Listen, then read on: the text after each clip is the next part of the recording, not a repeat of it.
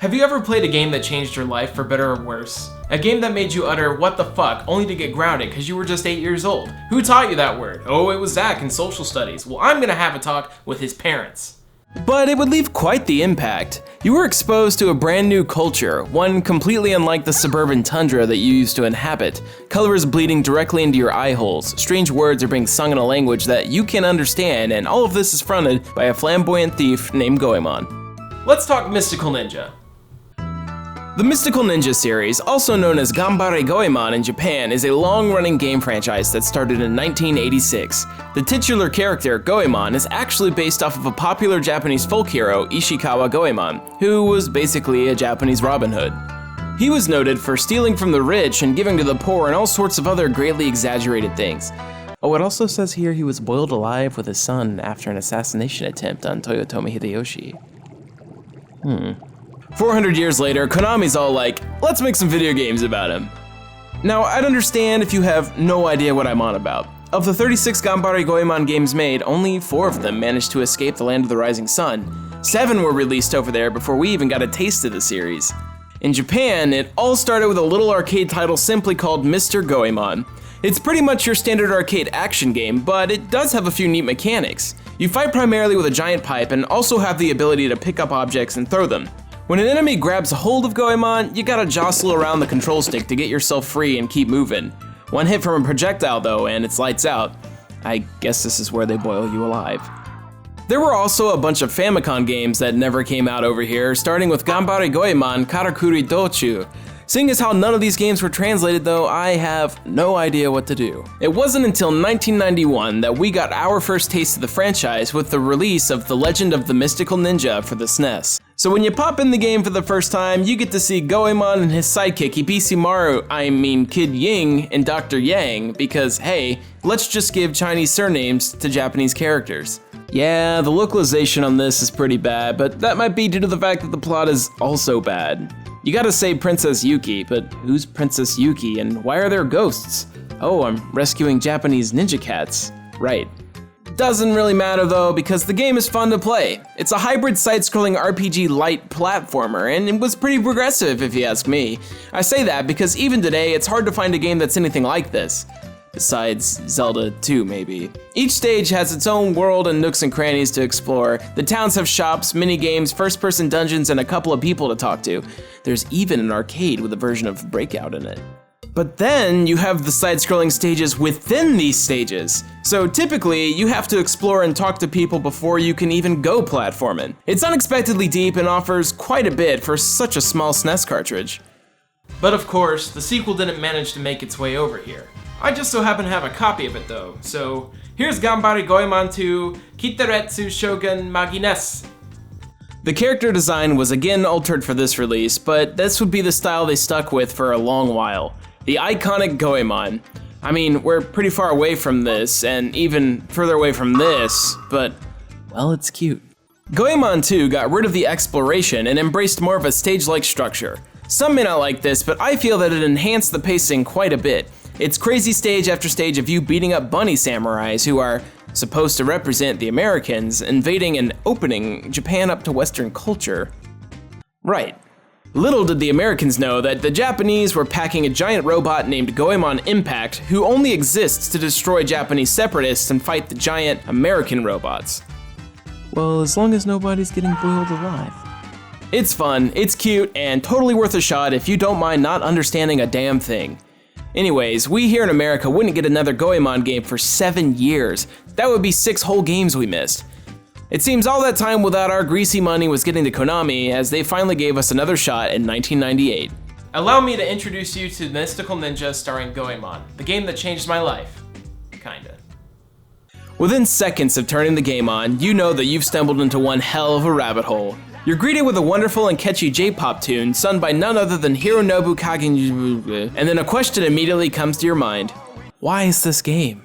The plot comes down to this. The setting, an alternative Japan. Goemon and Ibisimaru are hanging out and shopping in Odio Town when a giant peach-looking ship approaches. They somehow turn Odio Castle into a European castle, and then Goemon's off to save the day. It's silly, chock full of constant jokes, and overall a bunch of nonsense, but most importantly, it's a good time. Everything plays fucking great, except for the camera, but let's talk about the good things.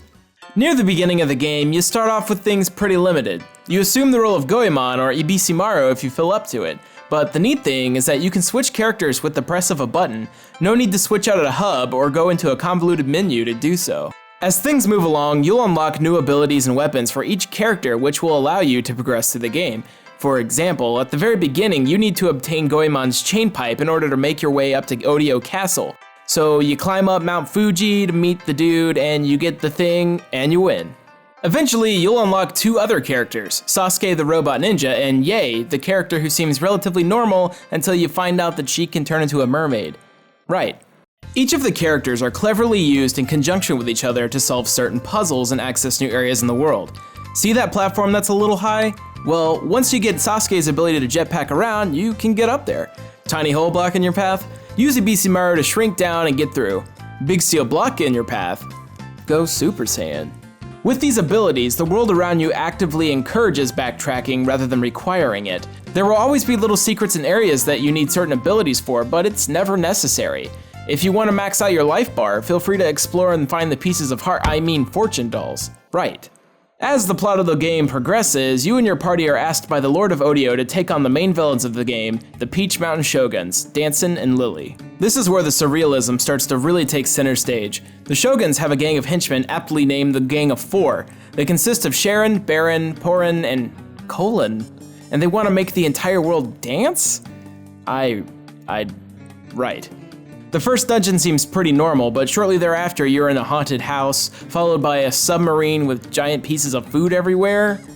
The ultimate goal here is to collect the 3 pieces of the 4 miracle items to get into space and send the Peach Shoguns packing. This was inevitable, so I'm just gonna do it. This is gonna be the part of the video where I make a direct comparison to The Legend of Zelda: Ocarina of Time. The part of the video where I make a direct comparison to Ocarina of Time. Goemon is split into several different areas and gameplay types, a la Zelda. The entire world of Mystical Ninja is a huge and expansive map with travel zones, towns, and dungeons. Everything connects pretty seamlessly though, so you never really feel out of place. Except maybe on the food submarine. Each new item and ability that you get serves a specific purpose, much like in Zelda. It may not be used super frequently, but it will have its place during certain dungeons. As previously mentioned, you can collect 4 fortune dolls to give yourself an extra heart on your life bar, or a golden fortune doll for the instant gratification. These are usually hidden around dungeons in the overworld and are the only things in the game that really require slight backtracking. But unlike a certain green hooded hero, Goemon and his crew have the ability to travel to any location in the world instantaneously, not just the dungeon. After defeating a certain boss, Yae is given a flute that she can play to summon a giant blue dragon that will fly her and the party around. This is pretty early on in the game too, so you're never really forced to run back and forth too much. Now, I'm not saying that I hate Ocarina of Time, but I totally do. Maybe. Zelda doesn't have a giant robot, does it? You can't mow down tons of helpless people in Zelda, and you can't punch massive robots in Zelda. Yeah, impact is totally sweet in this game. Ocarina of Time does have better camera control though. The Z targeting makes things easy to see and helps the player shift the camera instantly in a way that just feels natural. In Goemon, you move the camera by stopping all movement and letting it readjust to directly behind him again. This is hoping that there's no weird objects in the way. Ocarina also handles side quests a bit better. Goemon does have a couple of mini-games that serve their purpose and are pretty fun to do, but some of the things that you have to do come up as time wasters in an already short game. It's never bad, but it doesn't encapsulate the epic feeling that the 3D Zeldas might inhabit. But what we need to realize is that Mystical Ninja came out an entire year before Ocarina of Time did. Goemon was still a pretty early Nintendo 64 game, while Ocarina of Time came out in the middle of its lifespan. They had time to refine these things and, well, test subjects on the market to compare themselves with. If you look through the chronological order of Nintendo 64 releases, you won't really find anything quite like this prior. I feel like Goemon might have opened the door for a game like Ocarina of Time to be better than if it had never happened in the first place. But I think that makes Goemon a more enjoyable experience. If you look at it simply at face value, you're just gonna see a wannabe, but if you know the history and experience the time frame like I did, you're gonna see a wealth of innovation and small details. The soundtrack for Mystical Ninja is super memorable. It's cute and catchy, which is just what you would expect from looking at the box art. Never before have I played a game where I felt encouraged to explore on a 3D plane. While Super Mario 64 may have had secrets hidden within its levels, Goemon gave that to me in a giant cohesive world. I felt obligated to go back to the start with my newfound abilities and poke around until something happened. There was also this crazy sense of the world feeling alive thanks to the inclusion of all the small details.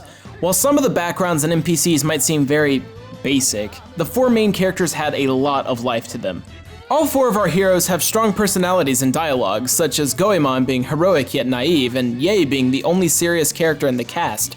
There's even a narrator that breaks the 4th wall and communicates with the villains and heroes on a regular basis. And this is gonna sound completely ridiculous, but a lot of each character's personality was seen in just their walk cycles. It's something that actually stuck with me through the years. Ibisu Maru is supposed to be the fat and goofy ninja, and his animations reflect that. When you barely press, he just tiptoes about. Press a little harder and he'll start skipping super carefree. Press it as hard as you can and he's straight up flailing around like there's no tomorrow. It's the little details like that that really make Mystical Ninja starring Goemon stand out to me. Not only did it innovate, but it did so while being completely unnoticed, as only 50,000 copies sold here in the US. That might be partly due to the poor localization and lack of advertising though. While a lot of jokes come across, some just don't make sense, such as Goemon being referred to as Fernandez by the bad guys. It made little sense as a kid, and it still makes little sense today. Though none of these things make Goemon a bad game, it's just a goofy, obscure, and weird hidden gem. Apparently it sold decently enough to have the follow-up, Goemon's Great Adventure, localized as well. It's more of a traditional Goemon game, but it still holds up today, but it doesn't hit me quite as hard as the predecessor. Along with a close attention to detail, Mystical Ninja was inventive and unlike anything I've played to this day. Even despite a wonky camera, which was pretty normal for the N64 era, I'd highly recommend giving her a shot. Sadly, that would be the last we would ever see of the Ganbare Goemon franchise, and I think that's a shame, because it really deserves more than that. Thank you for watching. Now go out and play it. Go. Go right now. Go right... Whew, we did it, guys. It's out. Finally, it's been like a whole month, which is a long time for me, but I got this one out. Sorry about the slow delivery and the lack of updates. Things have been going on, but things are looking up pretty good here. I got a bunch of surprises for you guys coming pretty soon. Bit of a thing that's gonna happen. Maybe? I don't know. Check out my buddy Super Samicom's video on the good of Metroid. It's pretty freaking rad. Hopefully the next one won't take so long. Bye. Go! We don't have to show that.